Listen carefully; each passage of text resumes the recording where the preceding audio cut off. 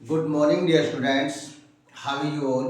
आई hope आप सभी अच्छे होंगे। प्यारे साथियों, जैसे कि आप जानते हैं कि हमारा टॉपिक चल रहा है ट्रांसफॉर्मेशन।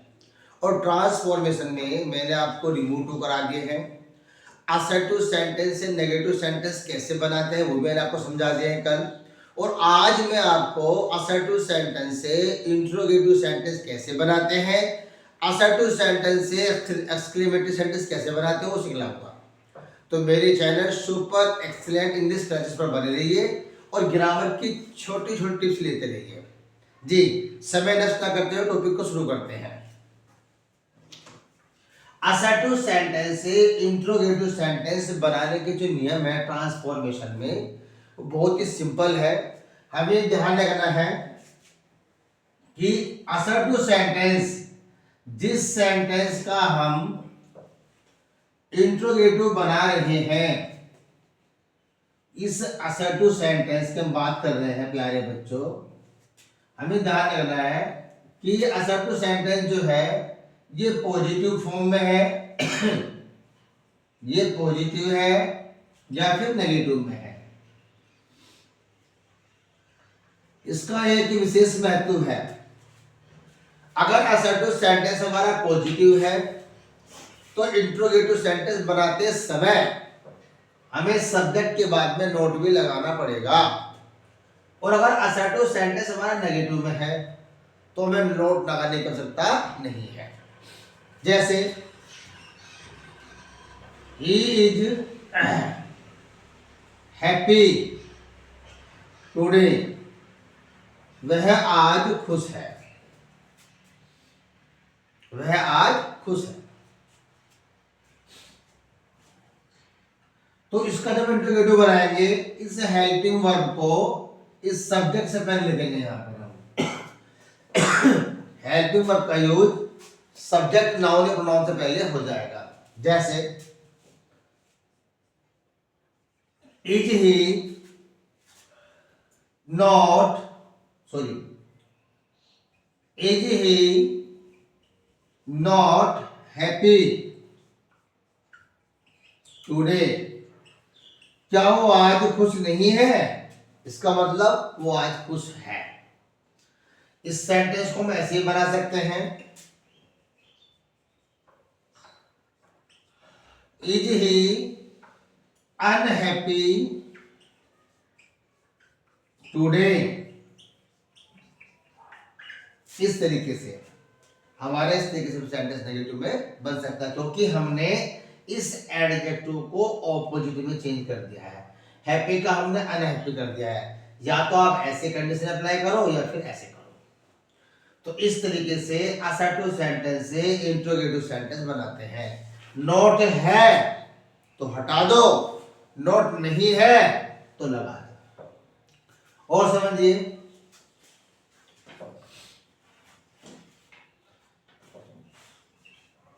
he is not माइजर, वह कंजूस नहीं है, वह माइजर नहीं है। अब ये सेंटेंस प्यारे बच्चों नेगेटिव में है।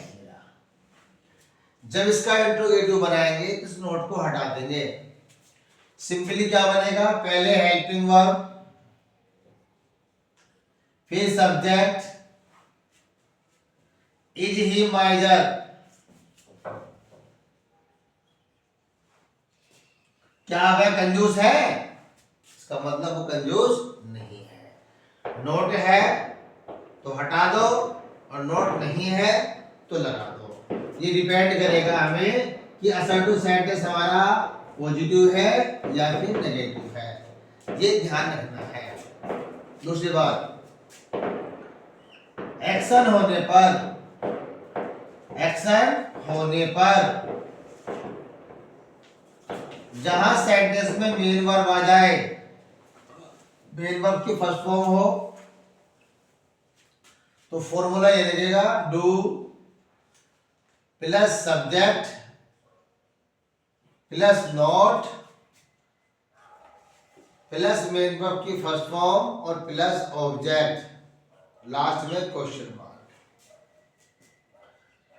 सेकेंड फॉर्म हो तो शुरू में डिड लगाओ प्यारे बच्चों, फिर सब्जेक्ट लिखेंगे, सब्जेक्ट के बाद में नोट लगाएंगे, नोट के बाद में मेन वर्ब की फर्स्ट फॉर्म आ जाएगी, फिर लास्ट में ऑब्जेक्ट और ऑब्जेक्ट के बाद में क्वेश्चन मार्क।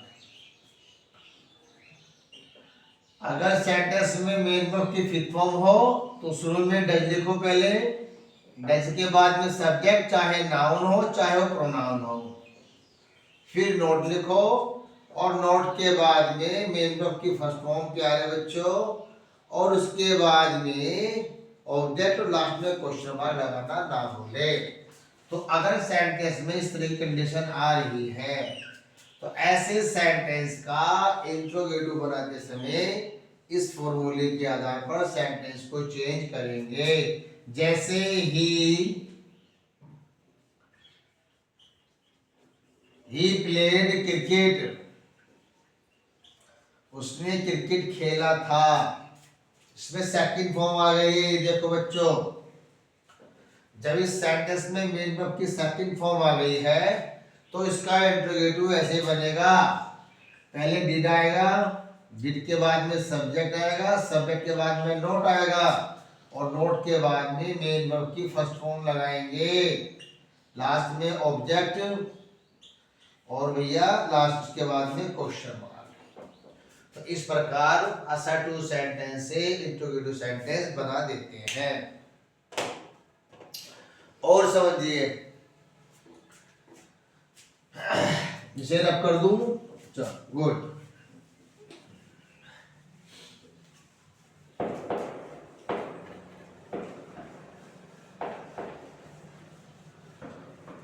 जी भैया जी, अब समझिए, ये हमारा सेंटेंस है, शी स्पीक्स इंग्लिश, वह अंग्रेजी बोलती है या बोल लेती है। तो इसमें सेंटेंस में मेन वर्ब की फिफ्थ फॉर्म आ गई, यानी सिंगुलर सब्जेक्ट सिंगुलर वर्ब, ये कंडीशन है। तो जब इस सेंटेंस का इंट्रोगेटिव बनाएंगे तो हमें सबसे पहले हेल्पिंग वर्ब डज का यूज करना है, क्योंकि ये हमारा प्रेजेंट टेंस है और सब्जेक्ट हमारे सिंगुलर है, इसलिए यहाँ पर प्यारे बच्चों डज का यूज किया जाएगा। Does she not speak English, condition वही है, नोट है तो हटा दो, नहीं है तो लगा दो। अब एक सेंटेंस ऐसे समझ लो, इसमें नोट पहले से आ रहा है, he does not tell a lie, वह झूठ नहीं बोलता है। अब इस सेंटेंस है तो हमारा असर्टिव ही, क्योंकि शुरू में कार्य करने वाला डूअर दिया हुआ इसके अंदर, लेकिन ये सेंटेंस प्यारे बच्चों पहले से ही नेगेटिव में है, हमें इसका बनाना है इंट्रोगेटिव। तो हम क्या काम करेंगे, इस नोट को हटा देंगे, इस नोट को हम हटा देंगे। कैसे, पहले हेल्पिंग वर्ब आ गई, फिर सब्जेक्ट आ गया, फिर मेन वर्ब की फर्स्ट फॉर्म आ गई, और फिर ऑब्जेक्ट आ गया, इस प्रकार। तो प्यारे बच्चों, असर्टिव सेंटेंस से इंट्रोगेटिव सेंटेंस कुछ इस तरीके से बनाते हैं। लेकिन एक बात आपको हमेशा याद रखनी है, टॉपिक हमारा ट्रांसफॉर्मेशन होना चाहिए। अगर सिंपली से पूछ लिया कि अफर्मेटिव से नेगेटिव बनाओ, तब ये नोट वाला झंझट खत्म हो जाएगा। अगर आपसे पूछा जा रहा है कि भैया ट्रांसफॉर्मेशन में असर्टिव सेंटेंस से इंट्रोगेटिव सेंटेंस बनाइए, तब आपको इसी पैटर्न पर सेंटेंस को चेंज करना है, जो मैं आपको बता रहा हूं। कंफ्यूज होने की आवश्यकता नहीं है।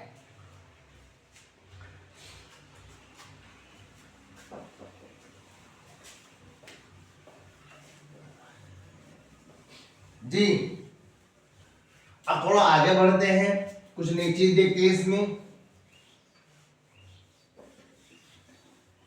देखिए, अगर सेंटेंस का सब्जेक्ट एवरीबॉडी आ जाए, एवरीवन आ जाए, तो इंट्रोगेटिव सेंटेंस बनाते समय इनके स्थान पर हु का यूज करेंगे। Who plus helping verb plus not plus main verb, ये कंडीशन अप्लाई होगी। और अगर सेंटेंस के शुरू में नोबडी आ जाए, नो वन आ जाए,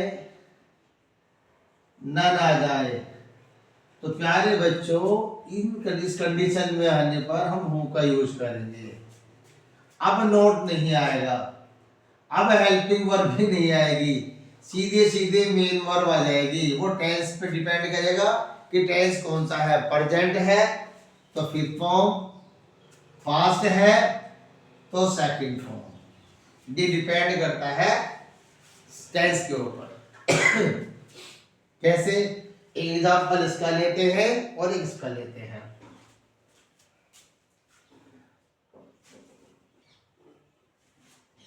एवरीबॉडी loves his motherland, हर कोई अपनी मातृभूमि से प्रेम करता है। तो सब्जेक्ट तो इसमें प्यारे बच्चों एवरीबॉडी है और मेन वर्ब की इसमें फिफ्थ फॉर्म आ रही है, ये प्रेजेंट टेंस हो गया। जब प्रेजेंट टेंस का इंट्रोगेटिव बनाएंगे तो ये कंडीशन होने पर हम यूज करेंगे हु, यानी एवरीबॉडी को आपने चेंज कर दिया हु में। टेंस के अनुसार हेल्पिंग वर्ब डज आएगी, हु डज। नोट नहीं है तो नोट लगाओ, who does not love his Motherland, भला अपनी मातृभूमि से कौन प्रेम नहीं करता है, इसका मतलब सब करते हैं। तो प्यारे बच्चों इस तरह के सेंटेंस का इंट्रोगेटिव ऐसे बनेगा, सबसे पहले हु के बाद में डज नॉट, फिर मेन वर्ब की फर्स्ट फॉर्म, फिर हमारा ऑब्जेक्ट आ जाएगा। Nobody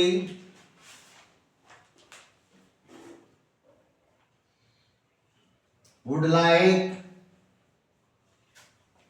to be slave,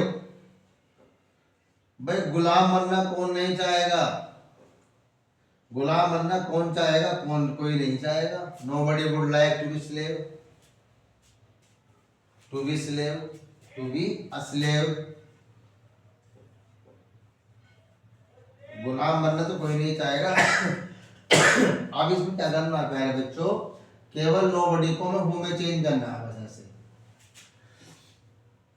who would like to B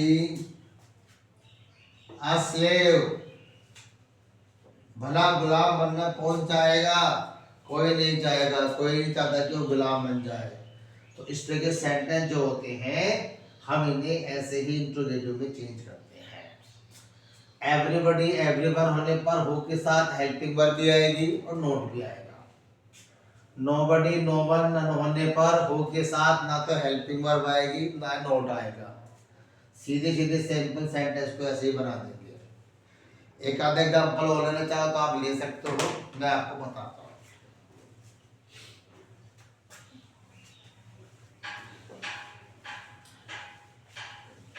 ji I hope आपकी समझ में आ रहा होगा। ठीक, अगर मेरे पढ़ाने का तरीका आपको अच्छा लगता है तो चैनल को सब्सक्राइब कर देना, वीडियो पसंद आए तो इसे लाइक कर देना जरूर, क्योंकि मेरी वीडियो को आप लाइक नहीं कर रहे हो ना ही मेरे चैनल को सब्सक्राइब कर रहे हो, ये आपकी अच्छी बात नहीं है, it's not good of you. ठीक जी, समझिए।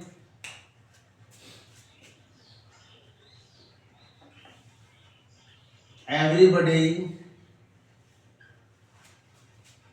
wants to work hard, हर कोई कठिन परिश्रम करना चाहता है। ऐसे बहुत ही कम लोग हैं जो परिश्रम करना नहीं चाहते। मेरे हिसाब से हर इंसान मेहनत करना चाहता है अपने अपने तरीके से। अब इस सेंटेंस का सब्जेक्ट एवरीबॉडी है जिसके लिए हम हु का यूज करेंगे, और टेंस हमारा प्रेजेंट है, हेल्पिंग वर्ब डज आएगी, इसमें नोट भी नहीं है कहीं तो नोट भी लगेगा, हु डज नॉट वांट।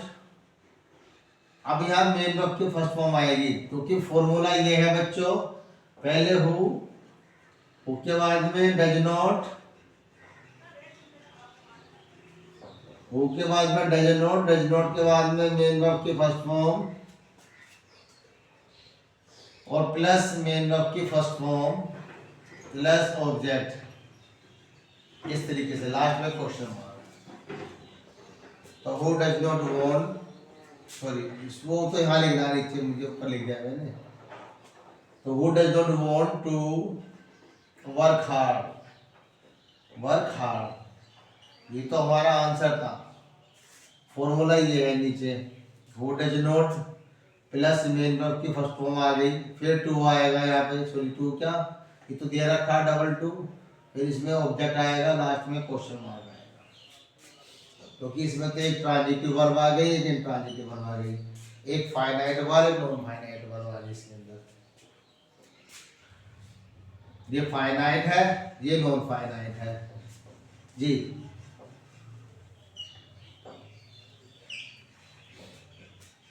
समझ गए आप लोग? इस तरीके से हम सेंटेंस को असर्टिव से इंटरोगेटिव में चेंज करते हैं। चलिए अब बात कर लेते हैं कि असर्टिव सेंटेंस से एक्सक्लेमेटरी सेंटेंस कैसे बनाना है।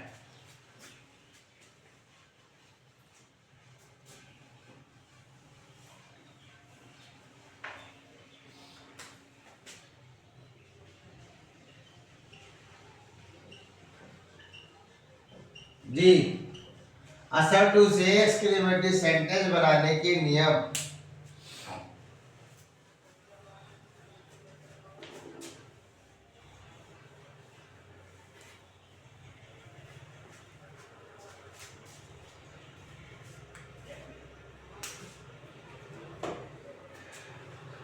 असर्टिव सेंटेंस से एक्सक्लेमेटरी सेंटेंस बनाने के नियम।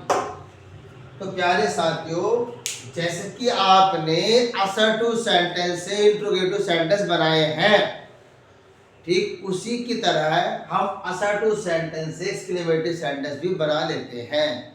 कुछ रूल्स होते हैं जिनको फॉलो करना होता है, उन्हीं रूल्स को फॉलो करते हुए आज हम असर्टिव सेंटेंस से एक्सक्लेमेटरी सेंटेंस बनाने सीख लेते हैं। चलिए देखिए, सेंटेंस के शुरू में इट इज सैड आ जाए, इट इज सैड दैट, अगर कंडीशन ये आ रही है तो सिंपली एक्सक्लेमेटरी बनाते समय इन चार वर्डों के लिए एक वर्ड का यूज करेंगे, अलास या फिर आ, बाकी के सेंटेंस का पार्ट जो होगा तो रहेगा। सेंटेंस में इट इज जॉयफुल आ जाए, इट इज जॉयफुल दैट आ जाए, तो सिंपली इसके लिए हम हुर्रे का यूज करेंगे।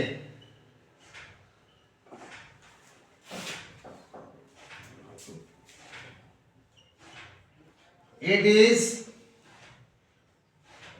द मैटर ऑफ प्रेज आ जाए,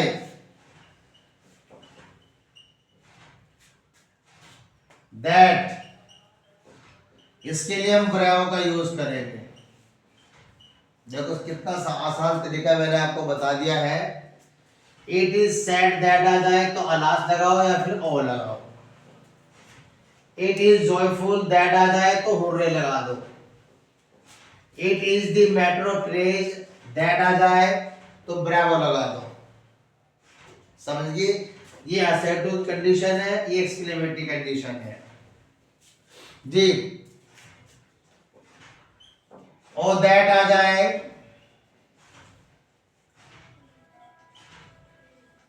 वुड दैट आ जाए, इन दोनों के लिए आई विश दैट लगा दो, आई विश दैट लगा दो, सॉरी उल्टा हो गया, वेट रुक जाइए बच्चों, गड़बड़ हो गई, यहाँ तो गड़बड़ हो गई बच्चों, it slip my mind.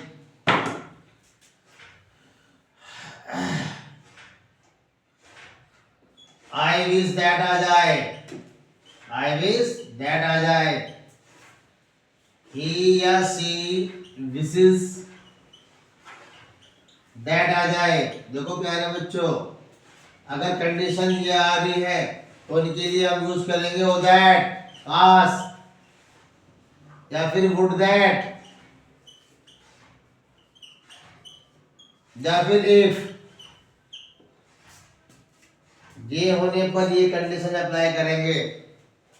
It is the matter of praise होने पर ब्रेवो का यूज करेंगे। इट इज जॉयफुल दैट होने पर हुर्रे का यूज करेंगे। और इट इज सैड दैट होने पर अलास या आह का यूज करेंगे। जब आप असर्टिव सेंटेंस से एक्सक्लेमेटरी सेंटेंस बनाते हैं तो हमें इस कंडीशन को, सेंटेंस के इस फॉर्मेट को इसमें चेंज करना होता है। यानी ये होने पर ये कर देंगे। कैसे करेंगे, एग्जांपल देकर आपको समझाते हैं।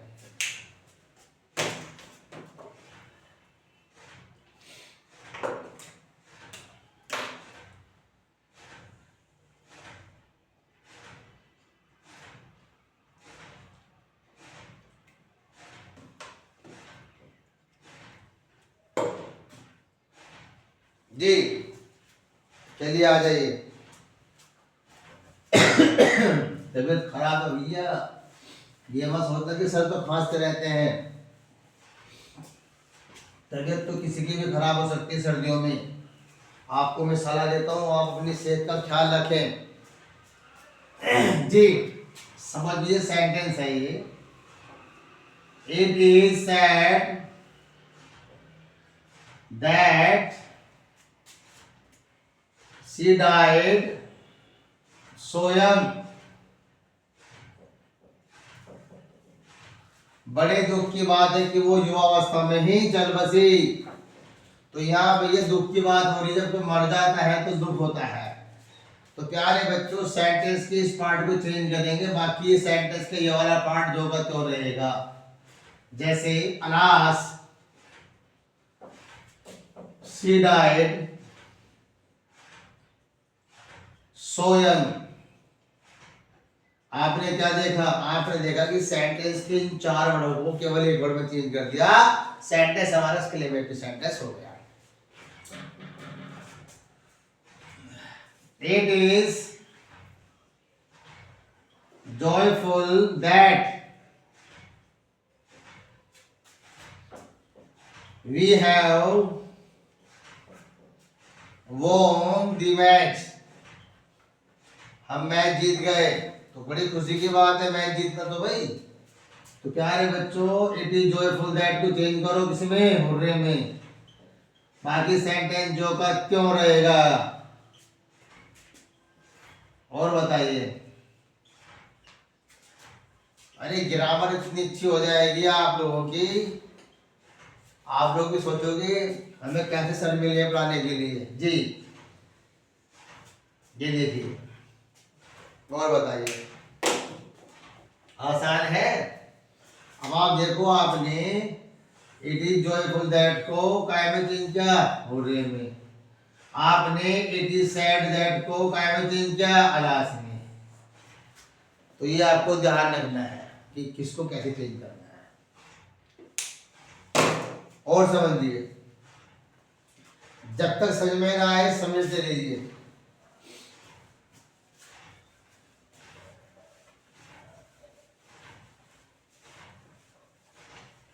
जी लेकिन प्यारे बच्चों, प्रैक्टिस करना ना भूलें। ग्रामर की प्रैक्टिस जरूर करना। बुक के अंदर एक्सरसाइज दी हुई है, उन एक्सरसाइज को सॉल्व करो, उनको करके देखो। और आंसर की भी दी हुई इसकी है, उसमें से मिलान करो कि सेंटेंस आपके रोकते नहीं हो रहे हैं। ठीक है जी। अब सेंटेंस ये बनता है बच्चों,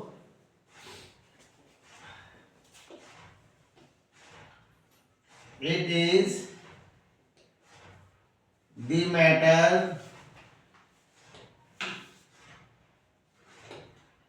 मैटर ऑफ praise that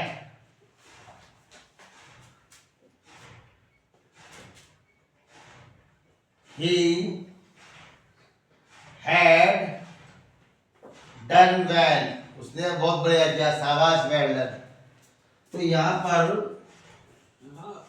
किसी कैप्टन के द्वारा किसी एक विशेष प्लेयर की बात की जा रही है कि शाबाश, तुमने बहुत अच्छा काम किया, वेल डन, वेल शॉट।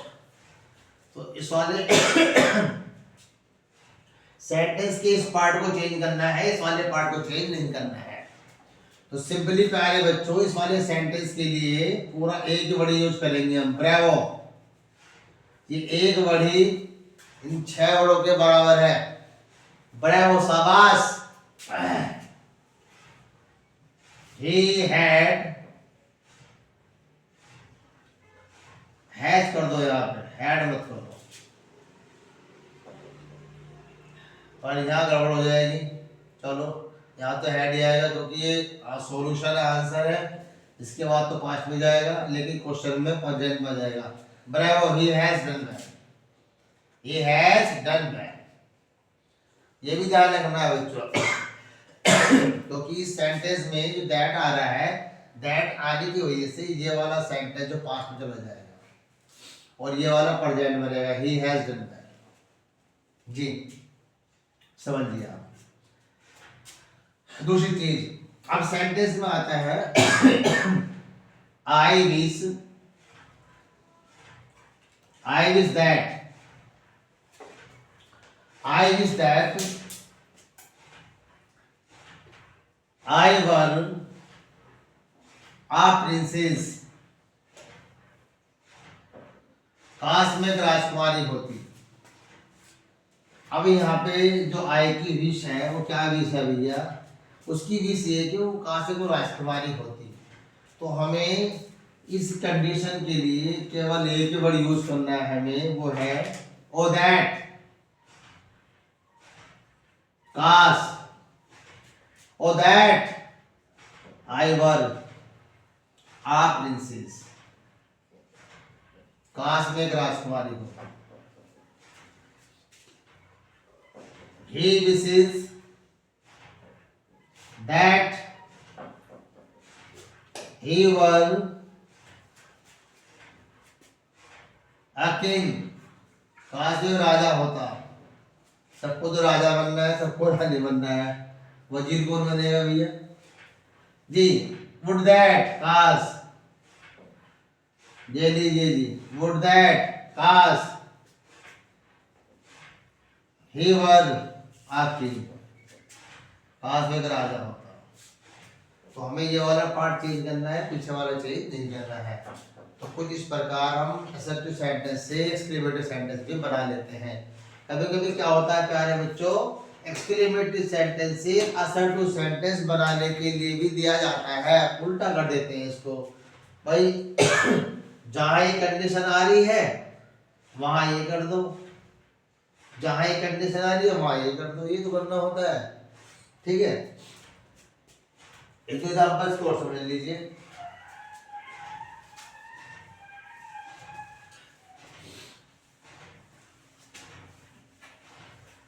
अब आपकी ये ग्रामर ज्यादा समय नहीं लेगी, बहुत जल्दी से टॉपिक आप क्लियर होते जा रहे हैं और आप भी मन लगा के पढ़ रहे हो, मैं नोटिस कर रहा हूँ।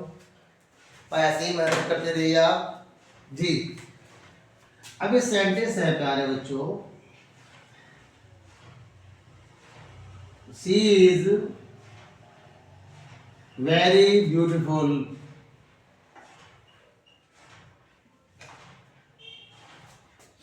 शी इज वेरी ब्यूटिफुल, वह बहुत सुंदर है, वह बहुत खूबसूरत है। अब इस सेंटेंस का हमें बनाना है एक्सक्लेमेटरी। ये हमारा असर्टिव सेंटेंस है क्योंकि इसके शुरू में ही किसी सब्जेक्ट की प्रवृत्ति है, कोई सब्जेक्ट दिया हुआ है, नाउन या प्रोनाउन, और वो उसको सब्जेक्ट के रूप में लिखा गया है। तो ये तो हमारा असर्टिव हो गया, वो अपने साथ एक हेल्पिंग वर्ब भी लिए हुए है। अब हमें इसका बनाना है एक्सक्लेमेटरी, कैसे बनाएंगे जी? जब एक्सक्लेमेटरी सेंटेंस बनाते हैं तो हम वेरी प्लस एडजेक्टिव, जो ये पार्ट होता है, वेरी प्लस जो एडजेक्टिव का जो पार्ट होता है, वेरी प्लस एडजेक्टिव को हम हाउ प्लस एडजेक्टिव में चेंज करते हैं ऐसे, यानी इस वैल्यू को हाउ में चेंज कर देंगे या फिर वोट में चेंज कर देंगे। वैरी के स्थान पर जो वैरी सेंटेंस में होता है इस वैरी को हाउ या फिर वोट में चेंज कर देते हैं, हाउ या फिर वोट में चेंज कर देते हैं। और पहले इस वाले पार्ट को सोल्व करेंगे फिर से बाद में लेके जाएंगे। जैसे सेंटेंस हमारा है सी इज वेरी ब्यूटीफुल, तो इसका एक्सक्लेमेटरी सेंटेंस समझ आया बच्चों, how beautiful she is, last में मार्क ऑफ एक्सक्लेमेशन, लास्ट में मार्क ऑफ एक्सक्लेमेशन लगाना ना भूले क्योंकि इसके बिना सेंटेंस आपका इनकम्प्लीट माना जाएगा। और देखिए the dark sorry the night was very dark, रात कितनी अंधेरी थी, कितनी भयानक थी, कितनी हॉररफुल थी, कितनी अंधकार में थी। तो the night was very dark, तो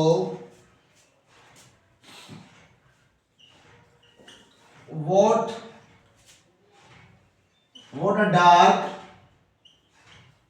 night it was,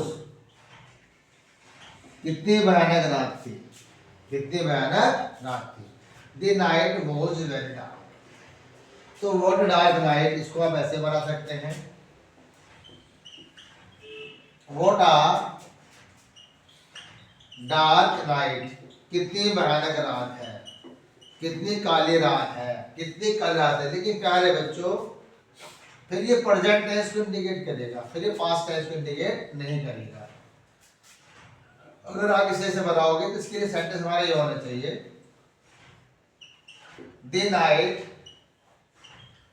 is very dark. फिर आप सेंटेंस को ऐसे समझेंगे, यानी ये हमारा सेंटेंस ये है और इसका हमने चेंज कर दिया इस हिसाब से, व्हाट डार्क नाइट। तो कुछ इस तरीके से असर्टिव सेंटेंस से एक्सक्लेमेटरी सेंटेंस हम बनाते सीखते हैं, पूरे एग्जाम में करने के लिए इस तरीके आ जाते हैं। तो घबराना नहीं है, ये बहुत आसान सी चीज है, सिर्फ आपको प्रैक्टिस करनी है। मार्केट के अंदर आजकल क्वेश्चन पेपर सैंपल पेपर आ चुके हैं, उनको परचेज कीजिए, उनको खरीदिए, उनको पढ़िए, उनसे प्रैक्टिस कीजिए, क्योंकि मैं समझता हूँ आपके पास अब समय नहीं है। दिसंबर ऑलरेडी शुरू हो चुका है, दिसंबर के बाद में जनवरी और फरवरी में आपके एग्जाम होते हैं जी।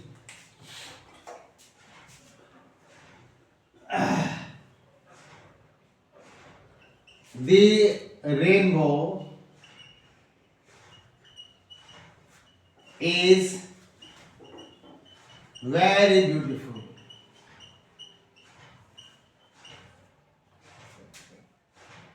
इंद्रधनुष कितना सुंदर है। तो the rainbow is very beautiful, इंद्रधनुष बहुत सुंदर लगता है। तो हाउ ब्यूटीफुल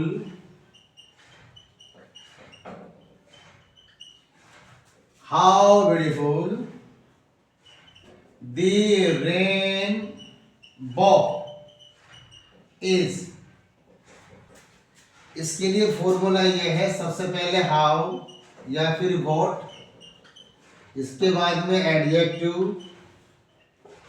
एडजेक्टिव के बाद में सब्जेक्ट नाउन, और इसके बाद में हेल्पिंग वर्ब, और लास्ट में मार्क ऑफ एक्सक्लेमेशन। इस फॉर्मूले के आधार पर आप सेंटेंस को असर्टिव से एक्सक्लेमेटिव बना सकते हैं। ये इससे आसान तरीका आपको नहीं मिलेगा। तो प्यारे बच्चों आपने देखा कि ट्रांसफॉर्मेशन में हमने असर्टिव सेंटेंस से नेगेटिव भी बनाए, हमने रिमूव भी बनाए, हमने असर्टिव से इंट्रोगेटिव भी बना लिए, और हमने असर्टिव सेंटेंस से एक्सक्लेमेटरी सेंटेंस भी बना लिए। तो बोर्ड के एग्जाम में कुछ इस तरह का टॉपिक अगर आता है तो आप आसानी से कर सकते हो, बस आपको थोड़ी सी इसकी प्रैक्टिस करनी पड़ेगी। अगला टॉपिक हम लेके चलेंगे डिग्री ऑफ कंपैरिजन। टाइम ज़्यादा हो जाएगा इसलिए इस टॉपिक को हम कल शुरू करेंगे। तो मेरे साथ मेरे चैनल पर बने रहना और कल की क्लास मिस मत करना, कि कल मैं पढ़ाने वाला हूँ आपको डिग्री ऑफ कंपैरिजन। वो बहुत ही इम्पोर्टेंट टॉपिक है, 100% आता है। खासकर जो बच्चे यूपी बोर्ड में 11वीं क्लास में है, 11वीं क्लास में है, जो 12th क्लास में है, उनके लिए तो पक्का आ रहा है डिग्री ऑफ कंपैरिजन। चाहे एक ही सेंटेंस आए 2 मार्क्स का, 2 नंबर का एक ही सेंटेंस आए, पर आएगा जरूर। इसलिए मेरे channel super excellent English class में बने रहिए और ग्रामर की क्लास मिस मत कर देना, बस मैं आपसे यही कहूँगा। तो प्यारे साथियों, मेरे प्यारे बंधुओं, मिलते हैं अपनी नेक्स्ट वीडियो में। तब तक के लिए अलविदा, गुड बाय, गुड लक।